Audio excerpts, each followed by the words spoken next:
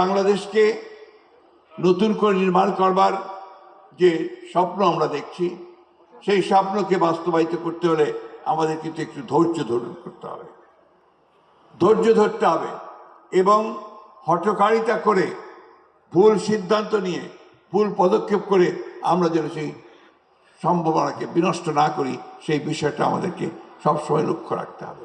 হ্যাঁ, দেশের অবস্থা অর্থনৈতিক দিক দিয়ে খুব ভালো নয়, রাজনৈতিক দিক দিয়ে ভঙ্গুর অবস্থা হয়ে আছে, একটা ভাসমান পরিস্থিতি আছে।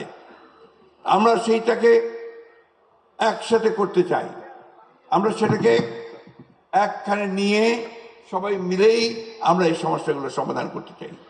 সবাই মিলে একসাথে হয়ে যদি আমরা সেই দানবকে, ফ্যাসিস্টকে সরাতে পেরেছি, তাহলে আমরা কেন পারবো না আমাদের জন্য সত্যিকার অর্থে একটা নতুন সম্ভাবনার একটা নতুন রাষ্ট্র নির্মাণ করতে। আমরা সংস্কারের কথা আগেই বলেছি, আবারও বলছি যে আমরা সংস্কার চাই।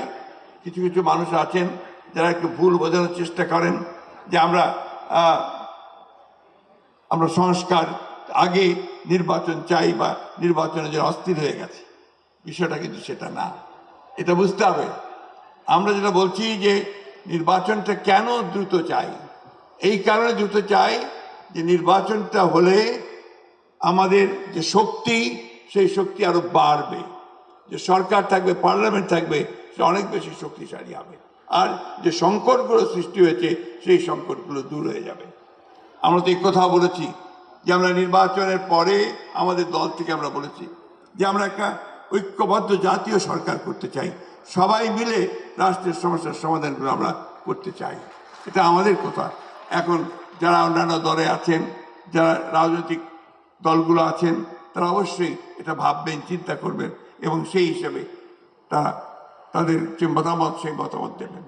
আমি বিশ্বাস করি তত্ত্বাবধায়ক সরকার, বা আমরা এটাকে বলছি না, আমরা বলছি ইন্টারিম গভর্নমেন্ট, সেই ইন্টারিম গভর্নমেন্ট তাদেরকে আমরা সমর্থন দিয়েছি, সমর্থন দিয়ে যাচ্ছি এবং এই সমর্থন দিয়েই তাদের পক্ষেই সম্ভব হবে আমরা একটা পথ খুঁজে পাবো, যে পথে আমরা সামনের দিকে এগিয়ে যেতে পারবো।